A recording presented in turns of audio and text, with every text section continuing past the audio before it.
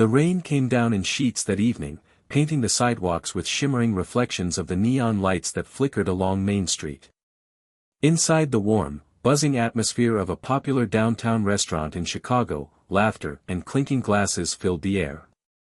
Couples dined over candlelit tables, business partners discussed deals over steaks, and waiters weaved through the maze of tables with practiced ease.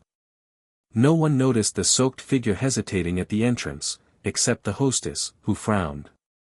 She was young, barely in her 20s, her clothes clung to her thin frame, and her hair dripped onto the wooden floor.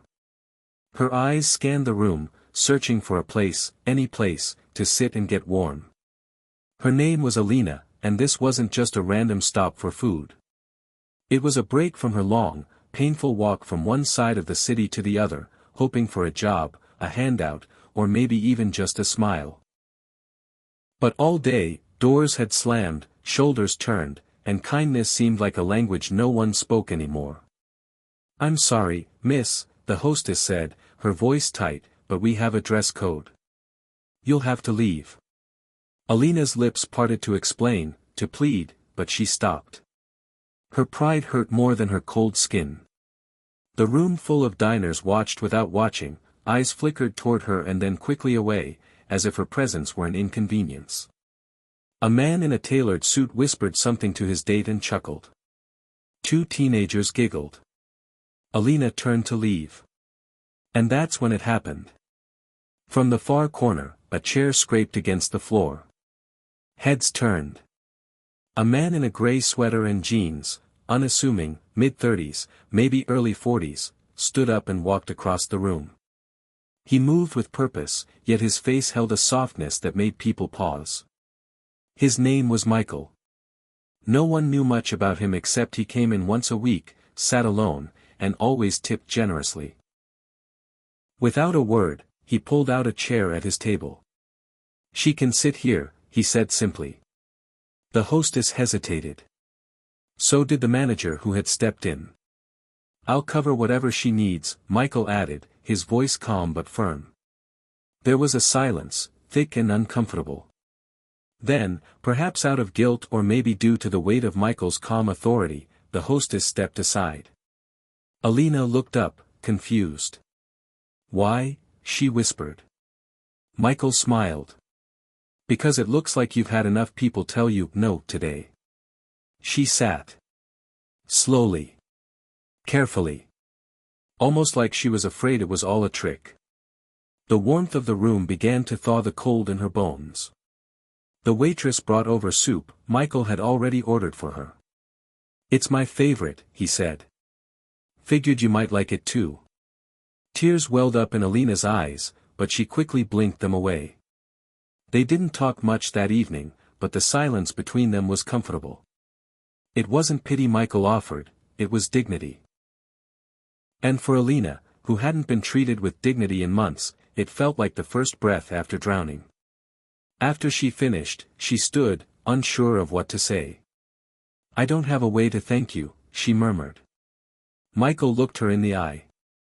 "Just don't forget that you matter. And someday, when you can, pull a chair for someone else." 3 years passed. A small cafe opened on the quieter side of town.